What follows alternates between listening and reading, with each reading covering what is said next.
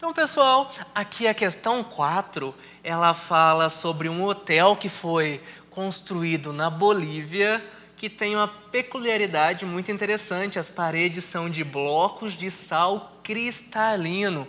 E por quê, pessoal? Porque esses blocos de sal, eles vão apresentar aí uma condutividade térmica bem baixa, um material isolante. Ele dificulta aí a propagação do calor. O calor, o fluxo de calor, a rapidez com que o calor se propaga nesse material é bem baixa. Então, pessoal, aqui o que eu tenho? Eu tenho um gráfico de temperatura por distância. Então, eu sei que quando eu estiver falando da extensão da parede, eu vou estar saindo da posição 15 centímetros e chegando na posição 25. Então, essa parede, claro, pessoal, ela tem uma espessura de 10 centímetros. Reparem que a temperatura vai aumentando gradualmente. Se vai aumentando gradualmente, eu atingi o que a gente chama de regime estacionário. Se eu atingir o regime estacionário, o que eu posso usar, pessoal? Lei de Fourier. Então, vamos lá. A lei de Fourier fala que esse fluxo ele é diretamente proporcional à área, diretamente proporcional à variação de temperatura e inversamente proporcional à distância entre as paredes. Reparem que o exercício não deu a área. Por que ele não deu a área, pessoal? Porque ele quer o fluxo por metro quadrado. Ele quer que a resposta esteja em watt, que é a unidade de fluxo, né? Joule por segundo, dividido por metro quadrado. Então, vamos lá, gente. Olha que maravilha. Porque o fluxo será, então, a condutividade desse sal é 6. A área, pessoal, a área eu não tenho. Deixo aqui por enquanto. A variação de temperatura. Temperatura quente é 60, menos a temperatura fria, que é 20. Isso tudo dividido pela espessura da parede. Mas qual que é a espessura da parede? A espessura da parede é 10 centímetros. Mas, pessoal, olha aqui. Condutividade térmica do material. Watt por metro vezes graus Celsius. Metro. Eu tenho que usar a parede em metro. As unidades que eu uso, elas devem ser compatíveis com a unidade da condutividade térmica. Dessa forma aqui, pessoal, olha só, eu não vou colocar centímetro, eu vou colocar metro. Então, em vez de 10, eu vou colocar 0,1 aqui. E, pessoal, agora o meu problema acabou, é só resolver essa continha. E para que eu consiga em watt por metro quadrado, essa área que está multiplicando aqui do lado direito, ela passa para o outro lado desde que seja dividindo.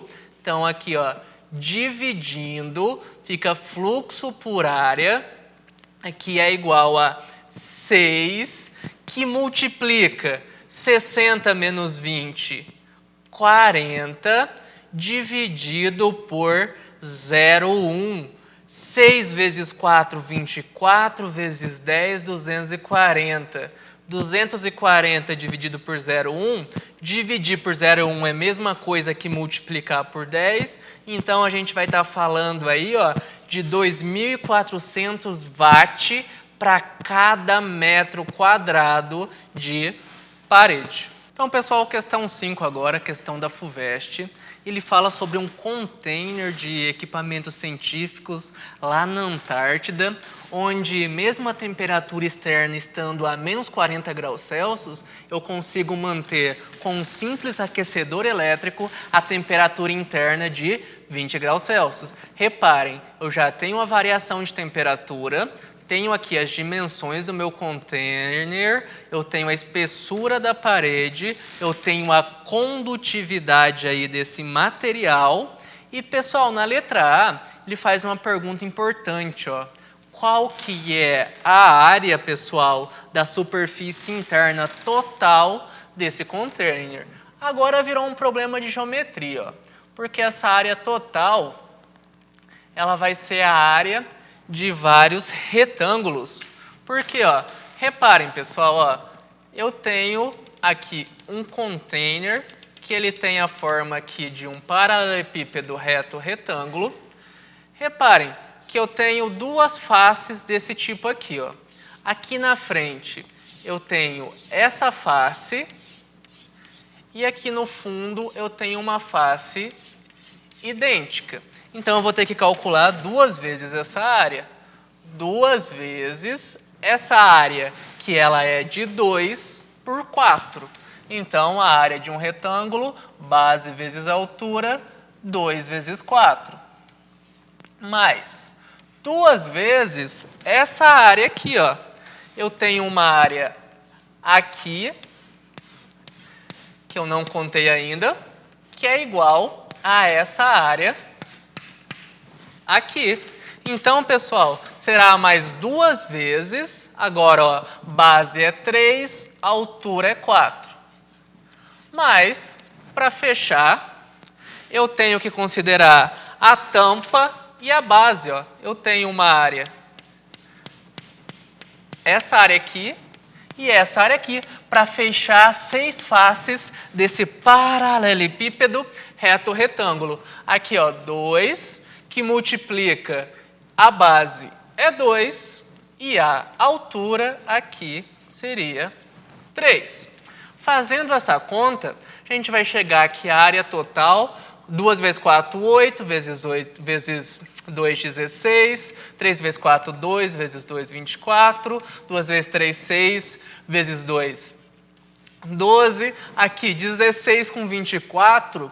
16 com 24 vai dar 40, com 12 significa que eu vou ter 52 metros quadrados de área interna total. E por que essa área interna total é importante, pessoal? Porque a área aqui da lei de Fourier, reparem que na letra B ele vai pedir a potência do aquecedor.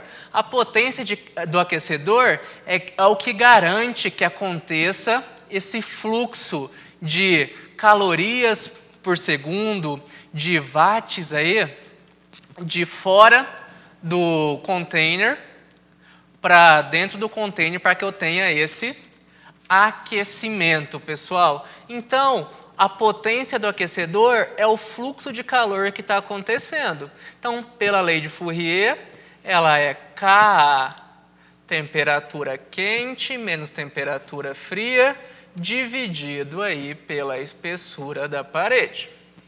Beleza. A área que entra aqui na lei de Fourier não é a área de uma única parede. O calor está fluindo por todas as paredes, por toda a área interna. Se o calor está fluindo por toda a área interna, aqui na lei de Fourier eu coloco a área total. O K, pessoal, é 0,05 joules por segundos, metro para o Celsius. Então, se aqui está em metro, eu olho para as unidades do K, se está em metro, eu mantenho o metro quadrado aqui, 52 metros quadrados. Variação de temperatura. A temperatura quente, 20, menos aqui a temperatura fria, que é 40. Dividindo tudo isso aqui pela espessura da parede, que está em centímetro, transformo para metro. Vai ser 0,26 metros. Tá, pessoal? Então, fazendo essas contas aqui, a gente vai chegar num valor de 600 watts. Beleza, pessoal? E agora, na letra C, ele pergunta a energia consumida em um dia. Energia consumida, a gente tem que lembrar da fórmula do empate, porque energia é potência vezes o intervalo de tempo. Só que ele quer em quilowatt-hora, nada mais justo do que a gente deixar essa potência em quilowatt. 600 watt, para transformar em quilowatt, eu divido por 1000, vai ser 0,6 quilowatt. Um dia tem 24 horas, então a energia consumida aí durante esse dia vai ser 0,6 vezes 24, é a mesma coisa que multiplicar 24 por 6, e depois dividir por 10. Então, 12, 14, 144. Então, 14,4 kW vezes hora.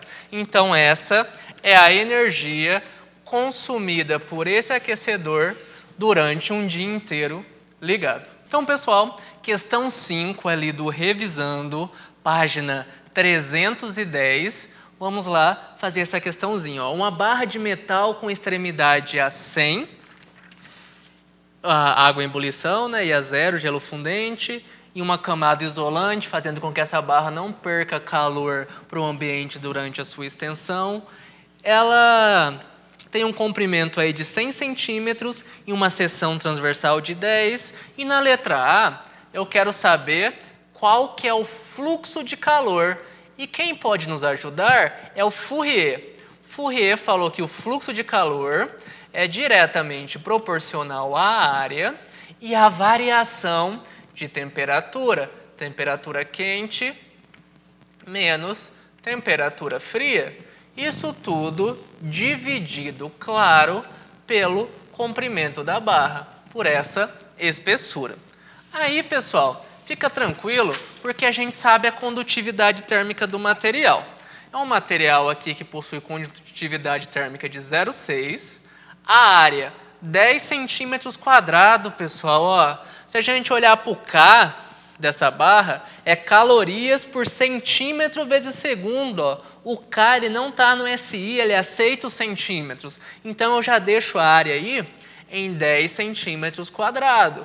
A variação de temperatura é 100, dividido, pessoal, pelo comprimento da barra, que eu mantenho centímetros. Ó. Cancela esse 100 com esse 100, 0,6 vezes 10, significa que o fluxo de calor aí pela barra é 6 calorias, porque o K estava em calorias por segundo. Então, flui nessa barra um total de 6 calorias por segundo. Então, pessoal, aqui ó, na letra B, ele pede a temperatura da barra em uma seção transversal a 20 centímetros da quente. A quente é essa, ó.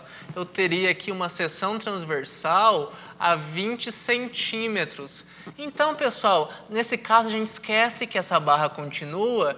Imagina como se essa barra só tivesse esse comprimento de 20 centímetros. Então, a espessura para sair da seção quente e chegar nessa seção mais fria é 20 centímetros. Aplicando aí a lei de Fourier, a gente chega nessa expressão. E, pessoal, como o regime ele é estacionário, como eu tenho um regime estacionário, significa que o fluxo de calor é constante. Se a gente já calculou o fluxo de calor para a barra como um todo, a gente mantém esse fluxo, regime estacionário, fluxo constante. Por isso que a teoria é importante, pessoal. Ó, o K continua sendo a mesma barra, o K continua sendo 0,6, a área continua sendo a mesma área, a variação de temperatura não é mais a mesma, porque eu saio de 100 e chego numa certa temperatura que eu estou querendo descobrir, dividido aqui pela distância que não é mais a mesma, porque nossa nova barra hipotética aí, ela tem 20 centímetros, ela não tem mais 100 centímetros. Resolvendo essa conta, ó, o 20 que está dividindo passa para o outro lado multiplicando. Então, 6 vezes 20, 6 vezes 2, 12, acrescento um 0. 0,6 vezes 10 dá 6, 100 menos TF. Poderia fazer uma propriedade distributiva? Poderia, mas é mais fácil passar esse 6 dividindo. Ó, 120 é múltiplo de 6. Vai ficar mais fácil. 12 por 6, 2 significa que 20 é essa minha variação de temperatura. Agora, pessoal, ó, esse parêntese não tem mais razão de existir. Eu posso passar o 100 para o outro lado. Ficaria menos 80 igual a menos TF, o que significa que essa temperatura aí fria seria de 80 graus Celsius. A aula era isso, pessoal. Fica assim então. Qualquer dúvida, revejam, podem me perguntar. Fiquem bem. Tchau, tchau. Até mais.